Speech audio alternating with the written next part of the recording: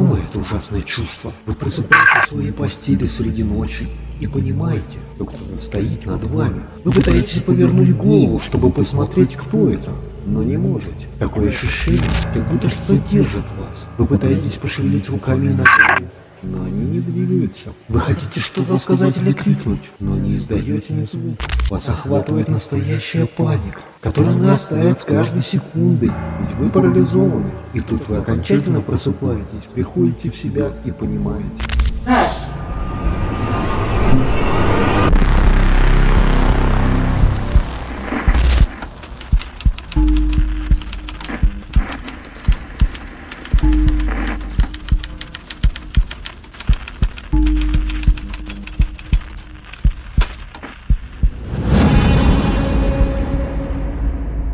Привет, любители ужасов! Это канал Крик, меня зовут Александр, и сегодня я расскажу тебе, что такое сонный паралич и насколько он, возможно, опасен для организма. Расскажу вам личный пример того, как это произошло со мной.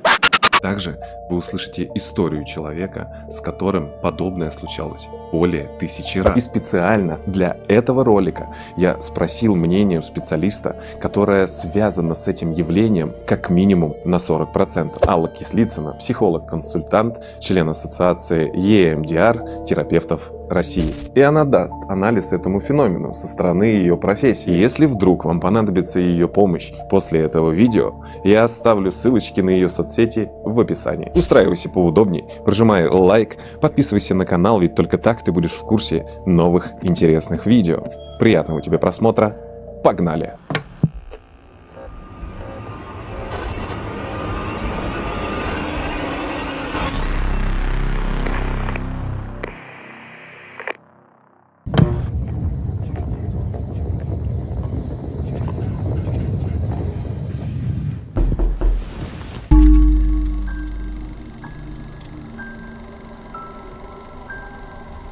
Давайте начнем с простого. Сонный паралич – это состояние, которое возникает, когда человек на границе между сном и бодрствованием. В этот момент человек может испытывать следующее. Сознание, но не может двигаться или говорить, чувствует присутствие другого человека в комнате, чувствует, что кто-то или что-то давит на грудь, душит или тащит.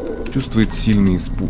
На разных сайтах пишут об исследованиях, которые показывают, что 7-8% людей на Земле хотя бы раз испытывали подобное. Сподвигло записать мне эти истории и немного разобраться в этом явлении факт того, что я сам лично испытал паралич сна несколько раз.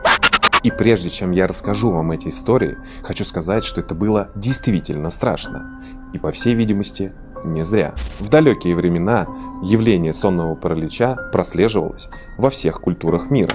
Например, с английского само слово «кошмар» (nightmare) восходит от немецкого корня «мар». Слова с таким корнем, что европейской, что славянской мифологии обозначают призраков, демонов, злых духов, которые приходят к людям именно во сне. В русской традиции таких духов называли «мара» или кикимора, а также духов дома, домовой. Таких часто видят именно при пробуждении. Я лежал с открытыми глазами, но не мог пошевелиться и видел какое-то странное существо. Это меня домовой заковал. Он делал свои дела, поэтому не давал мне двигаться. А когда он ушел, я смог полноценно смокнуться. В исламской культуре сонный паралич связывают с джиннами. В Японии сонный паралич называют канашибари, что буквально означает «железное связывание». Японцы связывают это с гигантским демоном, который пробирается по ночам в людские дома и давит огромной ногой на грудь человека, не давая ему пошевелиться. Словом, сонный паралич всегда был окружен мистикой и стал основой для множества мифологических существ. А сегодня же его эксплуатируют в кругах массовой культуры.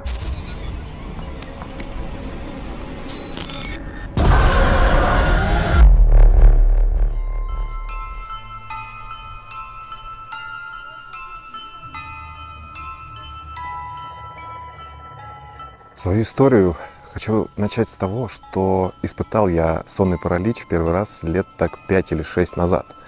В тот момент я работал на заводе. Совсем не важно, что за завод, там перерабатывалась нефть, но самое главное из всей этой истории то, что я работал сутки через трое. Сама работа физически была не очень сложной. Больше всего было сложно переносить все сутки именно там. Чтобы вы понимали, у нас была небольшая каморка, где находилось человек, наверное, 10. За сутки, по идее, по законодательству должны давать 3 или 4 часа сна. Я сейчас уже не вспомню. Но на этом заводе нам ничего не разрешали, и не было у нас такого, что ты смело мог лечь и поспать там эти 3 или 4 часа. У нас вся работа зависела от того, как только прибудут вагоны, нам нужно было их замерить, и как только замерили, у нас есть свободное время, пока не приедут следующие вагоны.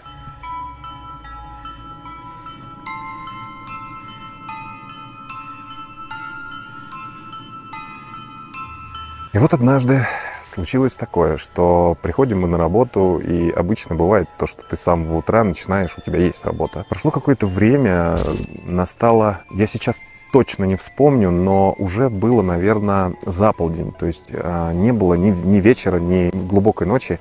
Был именно день, и было где-то, может быть, 2, может быть, 3 часа дня. В этот момент мой напарник заполнял документацию в компьютере. Я решил прилечь, и, получается, я лежал совсем прям рядом. То есть, получается, так как я лежал, у меня рядом с головой был стол, и я видел своего напарника. Мне начинает сниться этот же завод. Мне начинает сниться эта же местность. Но снится она так, как будто бы я нахожусь, оторвавшись от тела. В тот момент, что я начинаю по этому заводу уходить в какие-то коридоры.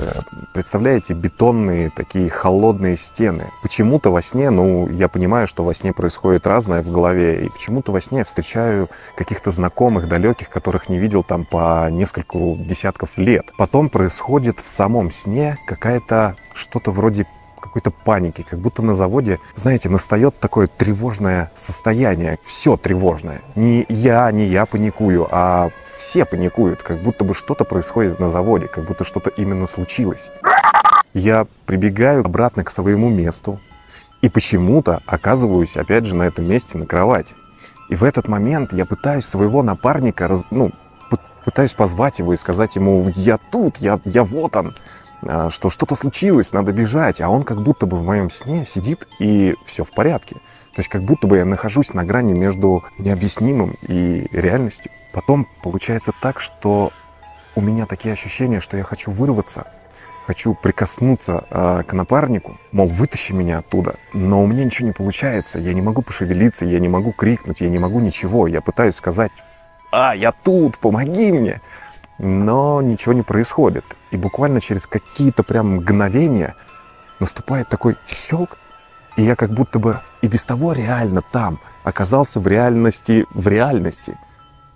И тут у меня прям переклинивает этот момент, то, что я не мог пошевелиться, но это было настолько реально, что у меня дико заколотилось сердце. То есть меня охватило уже, когда я вышел из состояния сна, охватила дикая паника. На меня оборачивается напарник и говорит: что случилось, что ты там, тебе кошмар приснился? Я говорю: да ты офигел, говорю, какой кошмар? Я говорю: я тебя звал, я кричал тебе, чтобы ты меня, вызволил оттуда. А в ответ он мне объясняет, и он говорит, со стороны это выглядело примерно так, что я лежу, не могу пошевелиться, и он говорит, это видно. И вместо слов, то есть обычно во сне там есть люди, которые разговаривают, то в моем случае, он говорит, ты вместо слов, ты просто, мычал, типа, мол, Я говорю, я не мычал, я звал тебя, как так, почему ты меня не спас?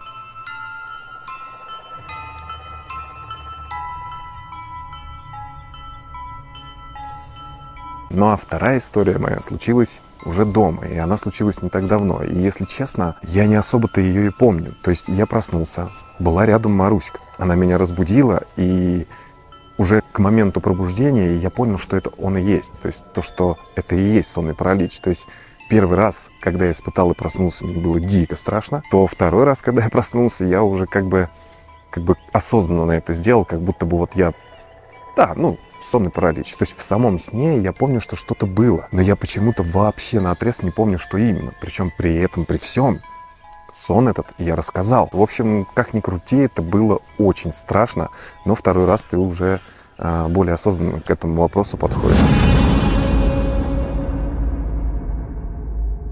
Но из-за чего подобное могло произойти со мной? Может быть, меня преследовала Мара? Или, может быть, гигантский монстр наступал мне на грудь? А возможно, дело совсем в другом. Мифы – это, конечно, страшно и завораживающе.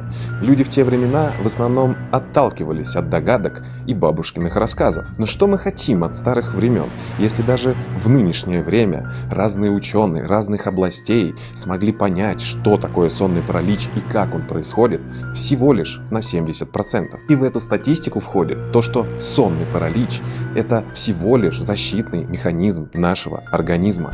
У сна животных и человека есть две главные фазы – медленная и быстрая. Быстрая фаза обычно протекает в конце цикла сна, но может быть и при засыпании. И именно в быстрой фазе нам снятся сны. В это время мозг перерабатывает всю информацию и ощущения, которые накопились за день, или больше. Поэтому, если разбудить человека в этой фазе, он, скорее всего, сможет подробно описать свой сон. Быструю фазу также называют БДГ-фазой. Это расшифровывается как быстрое движение глаз. Вы наверняка замечали, что спящие люди в период сновидений могут шевелить глазными яблоками. И теперь самое главное. В сновидениях мы весьма активно двигаемся. А если нам снится кошмар и мы боимся, у нас вырабатываются гормоны стресса, адреналин и норадреналин, включается защитная реакция «бей или беги». Но если наше тело будет по-настоящему двигаться во время сновидений, мы можем пострадать. Поэтому наш мозг отключает двигательные нейроны через систему ГАМК.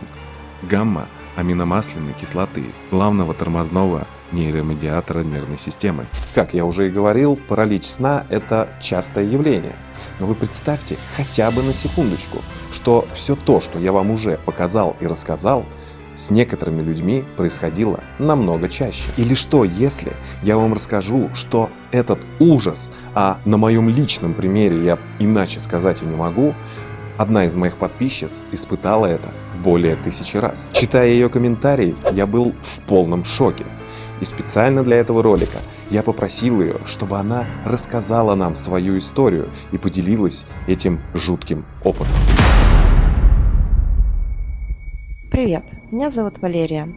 Я испытывала сонный паралич более 1000 раз. Мои кошмары начались, когда мне было примерно 6 лет. Они были настолько страшными, что я просто боялась ложиться спать по ночам. Я просыпалась, постоянно прислушивалась к каждому шороху. Мне было настолько боязно, что я просто включала свет. Меня постоянно за это ругала мама, но ничего с этим сделать никак не могла. Тогда на протяжении, наверное, нескольких лет она это просто терпела. Она терпела мои постоянные падения с кровати, мои вскрики, мои драки, потому что во сне я могла даже драться. Терпела то, что я писаюсь по ночам от страха, а потом ей это просто надоело. И она решила меня сводить к врачу. Тогда же врачи ей объяснили, что, скорее всего, это связано с какими-то сильными стрессовыми переживаниями в моей жизни. Хотя ничего такого в моей жизни не было. У меня не было стресса в течение дня, я не нервничала. Я нервничала больше лишь из-за моих сновидений. И тогда к работе со мной подключились и психиатры. Меня поставили на учет и сказали, что, скорее всего, это расстройство психики на почве депрессии. Но, опять же таки, стресса у меня тогда не было. Стали пичкать разнообразными таблетками, но это тоже не помогло. Сны как приходили, так и приходили дальше. Они продолжались, они могли исчезать на 1-2 дня, могли исчезать на неделю, но они все равно появлялись и приходили вновь. С каждым разом они становились страшнее, более агрессивнее. И от них нельзя было просто взять, отмахнуться или избавиться. Они все равно оставляли свой след на моем сознании, на моем характере. Мне было очень трудно с ними бороться. Врачи продолжали предпринимать меры. Они стали уже пичкать меня и транквилизаторами. Думали, что какой-то просто сбой. И думали, что под успокоительными транквилизаторами, антидепрессантами мне будет лучше спать. Но нет. Сны как были, так и остались. С ними было не то, что тяжело бороться, а с них было тяжело выбраться. Мои кошмары, они всегда были разными и очень жуткими. Там могло присутствовать и землетрясения, какие-то стихийные бедствия. Это могли быть люди или наоборот существа. Это могло быть какое-то страшное, жуткое место или что-то в этом роде. Они всегда приходили в разное время, в разные дни, но это всегда было одно и то же содержание. Это был кошмар, который всегда заканчивался одинаково, потому что в моих снах мне это угрожало именно жизни, то есть оно пыталось меня убить. Именно из-за этого я очень часто стала понимать, что это всего лишь сон. И пытаясь выбраться из этого сна, я пыталась как-то разбудить себя, я пыталась двигаться, но я не могла. Это больше напоминало какие-то, не знаю, конвульсии. Также я пыталась кричать, но хоть я и надрывалась, я пыталась это делать со всей силы, при этом я не издавала ни малейшего малейшего звука. От этого становилось еще более страшно, потому что я боялась, что если я усну, мне будет опять сниться кошмар, меня там могут убить, и больше я уже никогда не проснусь. Так как меня это морально убивало, старалась не нервничать, не утруждать себя как-то физически в течение дня, чтобы эти сны ко мне не приходили. Потому что я стала замечать, что от физической усталости, от морально насыщенного дня они приходят ко мне чаще. Причем настолько часто, что сны стали сниться мне 2, а то и 3 раза. И могли сниться не только ночью, но и днем.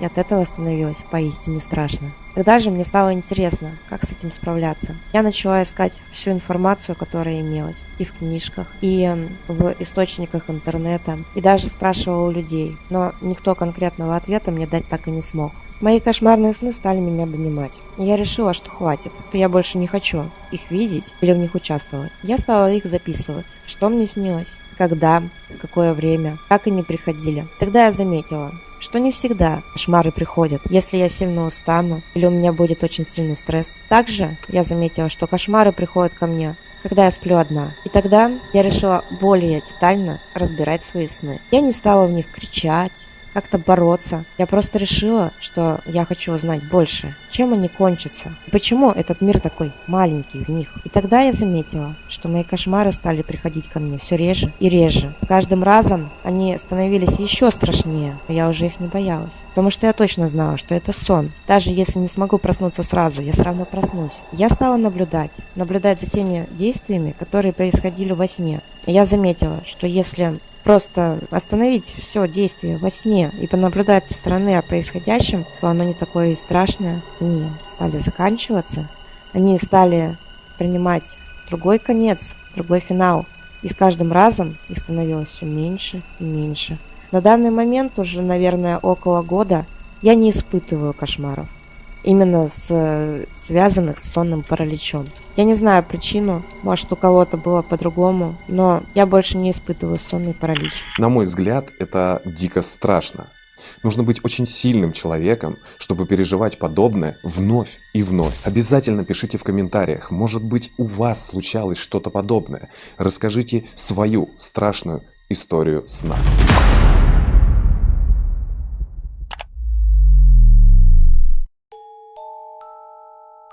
Итак, что мы поняли? Первое. Паралич сна возникает между сном и пробуждением. Второе. В мифах рассказывается про различных демонов, которые нагло пользуются этим состоянием. Третье. Мы узнали, что это защита нашего организма во время снов. Мы также поняли, что в сонный паралич можно попасть 2 способами усталости – физической и психологической. Вопрос теперь только в одном. Кто же находится в зоне риска испытать данный феномен? И как с ним бороться? Прежде всего, под прицелом это дети и подростки. Их мозг продолжает формироваться, и поэтому защитная функция не всегда срабатывает. Тогда как же обстоят дела у взрослого человека? У взрослых людей нарушение фаз сна может быть связано сразу с несколькими серьезными патологиями. Конечно же, мы в первую очередь поговорим о нарушении сна. Бессонница, нарколепсия или повышенная сонливость и приступы внезапного засыпания во время бодрствования. Что с точки зрения психологии приводит к нарушению сна? Стресс и тревожность, безусловно. Депрессивное состояние, тревожное расстройство, расстройство пищевого поведения. Могут быть хронические боли, помехой сну, и психологические проблемы, связанные с какими-то хроническими или острым течением заболеваний, обсессивно-компульсивное расстройство, ну и так далее. Особая группа риска людей, которым грозит сонный паралич, это люди, зависимые от энергетических напитков и алкоголя, и других психостимулирующих веществ. И, наконец, отдельная группа риска – это люди с бессонницей, самостоятельно назначающие себе снотворные и успокоительные. И при этом вот эта аптечная наркомания тоже нарушает естественные механизмы регуляции мозга. И это приводит к высокому риску сонного паралича. Что делать, если случился сонный паралич, и вы вот об этом уже знаете? Прежде всего, нужно запомнить, что сонный паралич – это такая естественная опция, да, нашего организма или естественная реакция нашего организма, которая длится какое-то время, но длится недолго. И если сонный паралич все же случился, нужно действовать по определенной схеме. Первое – это хорошо, что вы знаете это, да? Осознать, что вот это именно сонный паралич. Если вас это пугает, вы испытываете страх, конечно же, это не каждый день случается, но постарайтесь не накручивать себя. Вспомните о том, что это такое, что с этим нужно просто вот как-то чуть-чуть пожить, он долго не длится и жизни вашей не угрожает. Нужно сконцентрироваться на зрении. Глаза – это вот единственное, чем вы можете управлять. Вы можете, вот это движение билатеральное справа налево может помочь вам как раз успокоиться и не испытывать вот этот вот страх, вот эту нарастающую панику. Нужно, конечно же, успокаивать себя всеми возможными способами и ждать включения. Это может продлиться от нескольких секунд до 3 минут. Иногда, в редких случаях, это может длиться и до 6-7 минут. А что же касается профилактики сонного паралича, это соблюдать правила гигиены сна. Все-таки интересная штука этот сонный паралич. Рассмотрев его с разных сторон, лично для себя я понял, что бояться совсем не стоит. Нужно просто принять это как факт. И даже если с тобой это все-таки происходит, нужно постараться успокоиться и не паниковать. Хочу огромное спасибо сказать за участие в этом видео Алле и Валерии. Ну а ты, мой друг, не забывай писать комментарии под видео. Может быть, тебе есть чем дополнить этот ролик, или может быть, у тебя есть какая-нибудь очень интересная история, связанная с этим феноменом. Ну а у меня на сегодня все. Увидимся с тобой в следующем видео, ведь дальше будет только интересней. С вами был канал Крик, меня по-прежнему зовут Александр, и помни, страха нет, он лишь в твоей голове.